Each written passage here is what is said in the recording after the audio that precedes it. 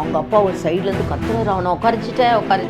அப்புறம் நான் எடுத்த உடனே ஷார்ட் நினச்ச ஐயோ நான் ஷர்ட்டை பிடிச்சி அப்படி நடுங்கிட்டான் குழந்தை, பயந்துட்டான் குழந்தை. எனக்கு இருக்கிறது ஒரு பையன். அப்போதான் நான் ஃபஸ்ட்டு அழுதுட்டேன். அதித்தி ராவ் ஹைதரி நடித்திருக்கும் ஸ்ரீங்காரம் டிசம்பர் 13 மறு வெளியீடு. விமர்சனங்களின் அங்கீகாரமும் பெற்றோர்களின் பாராட்டுகளும் நிறைந்த பாராஷூட் இப்போது உங்கள் டிஸ்னி பிளஸ் ஹாட் ஸ்டார். இப்போ நீங்கள் நம்ப மாட்டீங்க, அவன் குழந்தையிலேருந்தே ரிதத்தோடையே தான் இருப்பான். எல்லாமே ஒரு பால் புட்டி கொடுத்து குடிக்க போனால் கூட பாட்டோடையே தான் பண்ண அப்படிதான் குடிப்பான் அவன். எல்லாமே ரிதம்லேயே இருப்பான் அவன். உருகி உருகி போனதடி உள்ளம் யானி நீன்றி மூடுமே என் வானோ. அப்புறம் வந்து ராதாரவி சார் ஃபோன் பண்ணி என்னம்மா அது என்ன வாய்ஸ், குழந்தைக்கு அப்படி ஒரு வாய்ஸ்ன்னு சொல்லிட்டு அப்ரிஷியேட் பண்ணார். இவன் பாடின உடனே அப்போதான் நான் ஃபர்ஸ்ட் அழுதுட்டேன். உருகி உருகி போனதடி என் உள்ளம் இப்படி பாடி இருக்கான், அது ரொம்ப நல்ல பாட்டு. குருகி குருகி போனதடி என் எண்ணம் யானியே.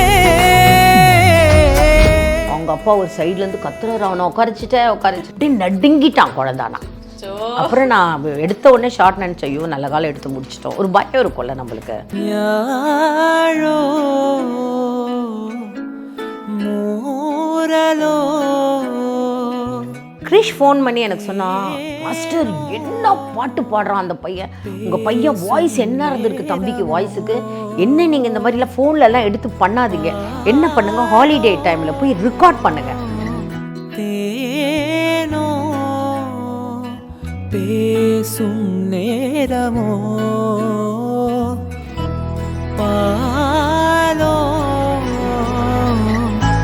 பானமோ ஆடை காலின் நடிகரோ கரைகளில் கரையும் வெண்ணுரை கிடைத்திடும் மொழிகளாய் விழிகளின் வரைவில் வானவில் நிறங்களே காதலா இன்றி மூடுமே ஏவானோ நீதானே காதலே என்னாலோ. உருகி உருகி போனதடி என் உள்ளம் யானியே. குருகி குருகி போனதடி என் எண்ணம் யானியே. உருகி போனதடி என் உள்ளம் யானியே. குருகி குருகி போனதடி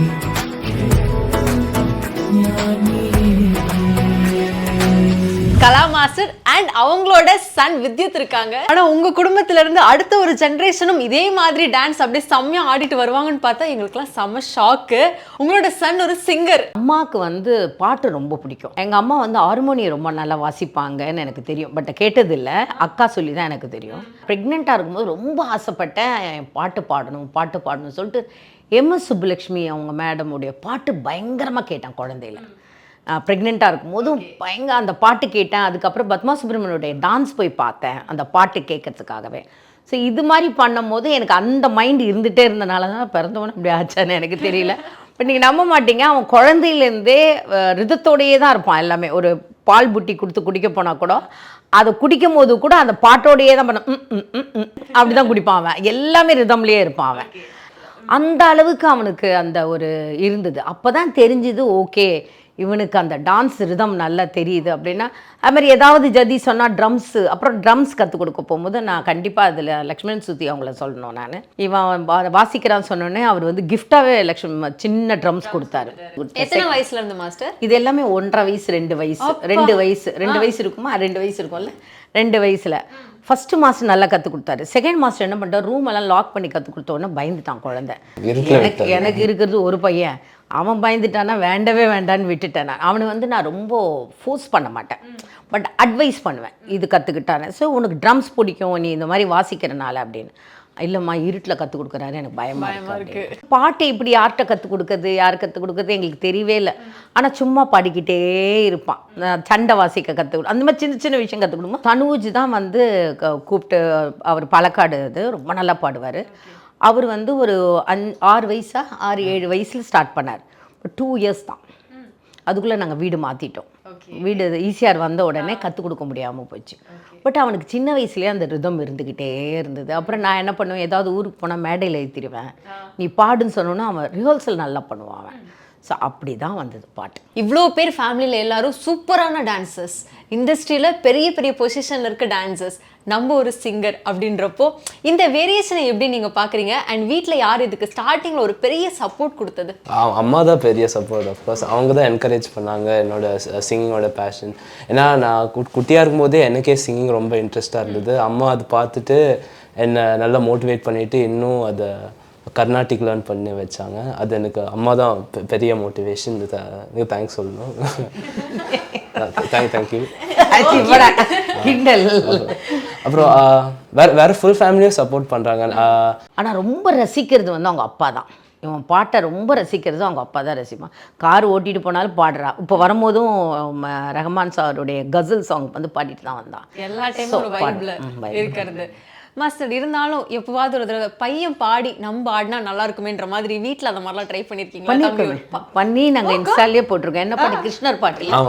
ஓகே, அப்போ நீங்க பாடி அவரு டான்ஸ் ஆடுற மாதிரி ஏதாவது? நான் பாடி அவனுக்கு டான்ஸ் வராது. எனக்கு டான்ஸே வராது. அவ யாருமே வீட்ல சொல்லலையா நீங்க டான்ஸ் கத்துக்கோங்க வித்யா அந்த மாதிரி? இல்ல சொல்லல மாஸ்டர். நீங்க சொல்லல? இல்ல பட் ஒரு ஸ்டேஜில் ஆடினா பட் அந்த ரத்தம் இருக்கும்ல உடம்புல, ஆடினா பட் அவனுக்கு அந்த டோட்டல் இன்ட்ரெஸ்டே கிடையாது. எஸ், அந்த உருகி உருகி சாங் வந்து நாங்கள் கேட்டோம். உங்களோட கவர் சாங் ரொம்ப அழகாக இருந்துச்சு. ப்ளஸ் அந்த ப்ரொஃபஷ்னலாக பாடுறதுன்னு சொல்லுவாங்க இல்லையா, அந்த மாதிரி ஒரு விஷயத்தை எங்களால் பார்க்க முடியுது. ஸோ எங்களுக்காக அதை ஒரு 2 வரி ப்ளீஸ் பாடி காமிங்க.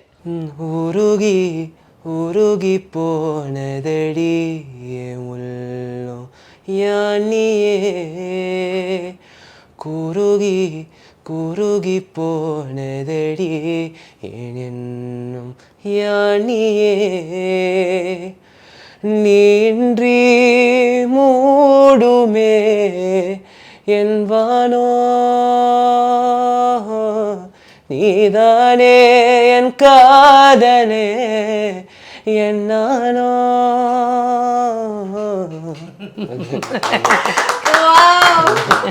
அவனுக்கு கோல்டு, அதனாலதான் வாய்ஸ் மாறி இருக்கு. ஐயோ என்ன மாஸ்டர் இப்படி சொல்றீங்க, சூப்பரா இருந்துச்சு. இந்த மாதிரி மத்தவங்க பாட்டை கேட்டு நம்ம ரொம்ப மெய் மறந்துருப்போம். மாஸ்டருக்கு ரொம்ப பாட்டுனா பிடிக்கும் அப்படின்னு எங்களுக்கு தெரியும். உங்க பையன் இப்படி பாடும்போது அப்படி மெய் மறந்து கேட்கும். அது நான் கண்டிப்பா ஃபர்ஸ்ட் டைம் எப்படி மெய் மறந்தேன்னா, கனடால வந்து என்னோட டான்ஸ் ஸ்கூல் இருந்தது. அப்போ அந்த டான்ஸ் ஸ்கூலுடைய 1 இயர் இனாகுரேஷனோ ஏதோ சம் ஃபங்க்ஷன் இருந்தது. அப்போ நாங்கள் ஃபேமிலியோடு போயிருந்தோம். ஹாலிடே டைமில் போயிருக்கும் போதும் சரி நீ ஏதாவது ஒரு பாட்டு பாடுறா. ஸோ விஸ்வாசத்தில் இந்த பாட்டு இருக்குல்ல, அம்மா அப்பா பையன் கண்ணான கண்ணே. ஐயோ இவன் கண்ணான கண்ணே பாடினா எல்லாருமே அழுதுருவாங்க. எல்லாருமே அழுதுருவாங்க. சரி இவன் வந்து நீ பாடுறா, கொஞ்சம் ஸ்கூல் தானே, யார் தெரிய போகுதுன்னு. சரி நான் ஒரு என்னுடைய அக்கா, என்னோட கசின், அவங்க என்னுடைய அங்கே அக்கான்னு சொல்கிறவங்க வீட்டில் தான் தங்கிட்டு இருந்தோம். பார்த்தா நான் மேலே ரெடி ஆகிட்டு இவன் ரிஹர்சல் பண்ணிக்கிட்டே இருக்கான். பண்ணால் பயங்கர கூட்டம், ஸ்டூடெண்ட்ஸே கிட்டத்தட்ட 60-70 பேர் இருந்தாங்க. இவன் பாடினோடனே அப்போ தான் நான் ஃபஸ்ட்டு அழுதுட்டேன். ஐயோ இப்படி பாடியிருக்கான், அது ரொம்ப நல்ல பாட்டு அந்த கண்ணானே கண்ணே. அப்போ வந்து தான் எனக்கு அந்த அவன் மேலே ரொம்ப அந்த இன்வால்மெண்ட் வந்தது. ஐயோ இவ்வளோ நல்லா பாடுறான். ஆனால் நான் சும்மா விட மாட்டேன் அவனை. அவன் பாத்ரூம்லேயும் இங்கிலீஷ் பாட்டு தான் பாடிக்கிட்டு இருப்பான். ஆனால் நான் விட மாட்டேன். ஹாலிடே வந்தாச்சு, இத்தனை பாட்டு நீ பாடணும், நான் ரெக்கார்ட் பண்ண போகிறேன், இத்தனை பாட்டு பாடணும். அம்மா என்னை விட்டுருமா, அதெல்லாம் கிடையாது, நீ நான் ஃபோர்ஸ் பண்ணுவேன். ஏன்னா அவனுக்கு வாய்ஸ் நல்லா இருக்கு, பாட்டு நல்ல இன்ட்ரெஸ்ட் இருக்கனால அவன் பாடணுன்னா நல்லா பாடுவான். ஆனால் நான் அவனுக்கு பிடிச்சது இங்கிலீஷ் பாட்டாக பாடுவான். அதை நான் விட மாட்டேன். நீ இதை பாடு இதை பாடு இதை பாடு இதை பாடு. இப்போ அவனுக்கு அந்த இன்ட்ரெஸ்ட் வந்துச்சு. இப்போ காலேஜெலாம் போட ஆரம்பித்தோம். காலேஜுக்கு போன உடனே காலேஜில் காட் ஆஃப் ப்ரைஸ் கிடச்சிது. அதுக்கப்புறம் குவிஸில் வந்து நிறைய ப்ரைஸ், ஃபஸ்ட் ப்ரைஸ் வாங்குவான் எப்பயுமே.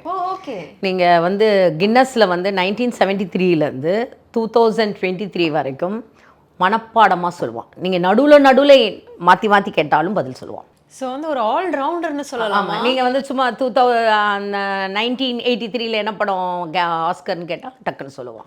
சொல்லிடுங்க ப்ரோ. டேர்ம்ஸ் ஆஃப் இந்தியா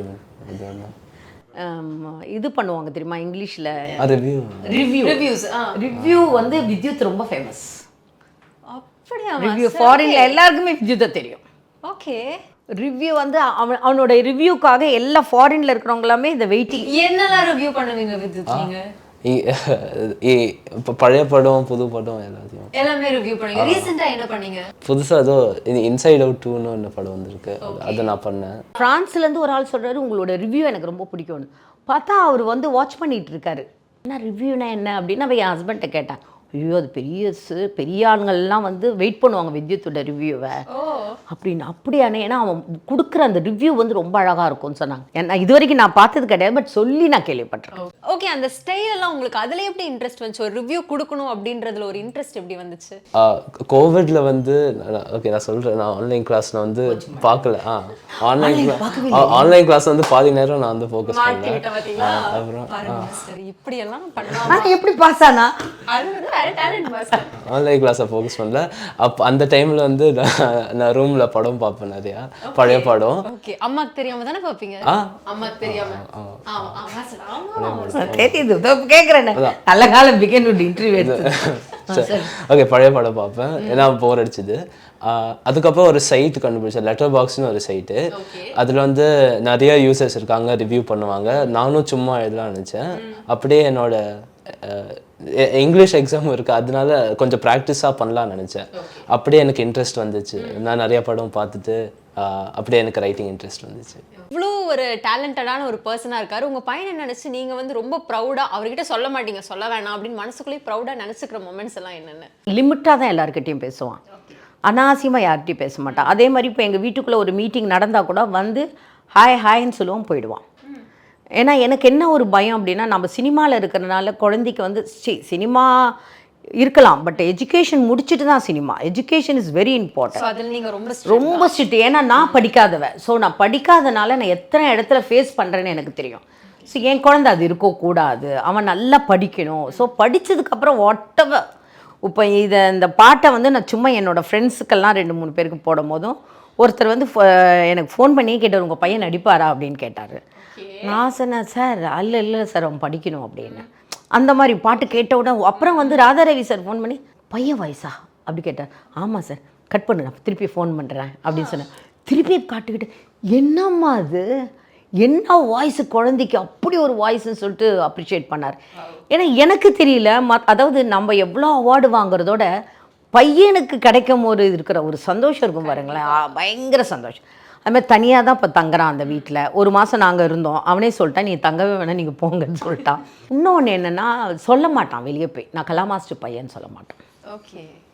அவன் சொல்லுவான், வேண்டாம்மா, அந்த எதிர்பார்ப்பே இருக்காது. அது எதிர்பார்ப்பு இருக்கக்கூடாது. அந்த மாதிரி. உங்களுக்கு அந்த கேமரா ஃபியர் அப்படின்றது இல்லையா? கொஞ்சம் இருந்தது இனிஷியலாக, ஏன்னா இதுக்கு முன்னாடி அது மாதிரி பண்ணல. குட்டியாக இருக்கும்போதே ஒரு பியானோ கான்சர்ட்டுக்கு முன்னாடி ஒரு ஆல்பம் மாதிரி பண்ணோம் என்னோட. அது தவிர அது மாதிரி பண்ணல. ஆனால் ஃப்ரான்ஸுக்கு போயிட்டு அப்படியே நான் பாட ஆக்ட் பண்ணும்போதே அப்படியே நேச்சுரலாக வந்துச்சு. எனக்கு பயம் போயிடுச்சு, இந்த பிரிட்ஜு தவிர. Fridge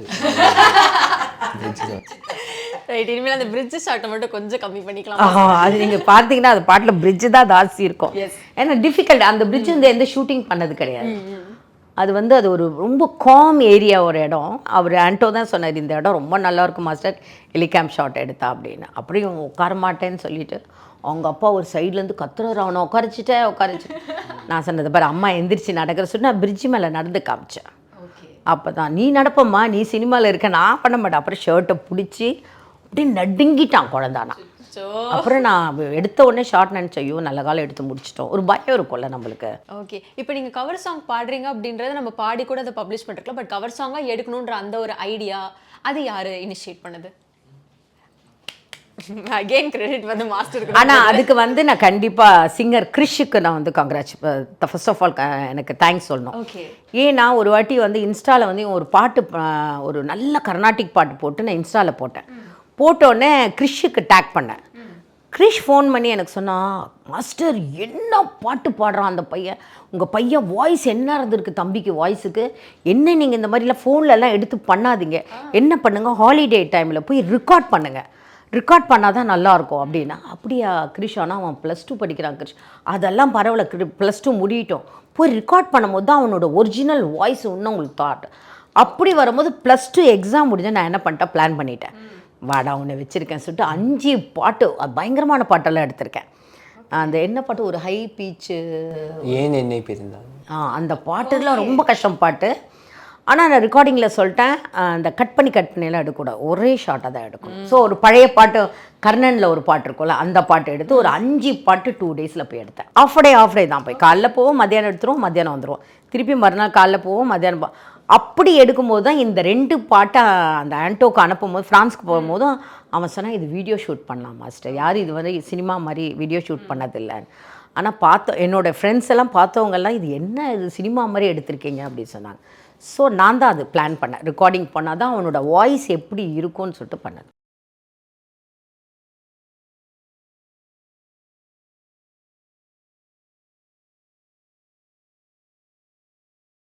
Aditi Rao Hydari நடித்திருக்கும் ஸ்ரீங்காரம் December 13 மறுவெளியீடு. விமர்சனங்களின் அங்கீகாரமும் பெற்றோர்களின் பாராட்டுகளும் நிறைந்த பாராஷூட் இப்போது உங்கள் டிஸ்னி பிளஸ் ஹாட் ஸ்டாரில்.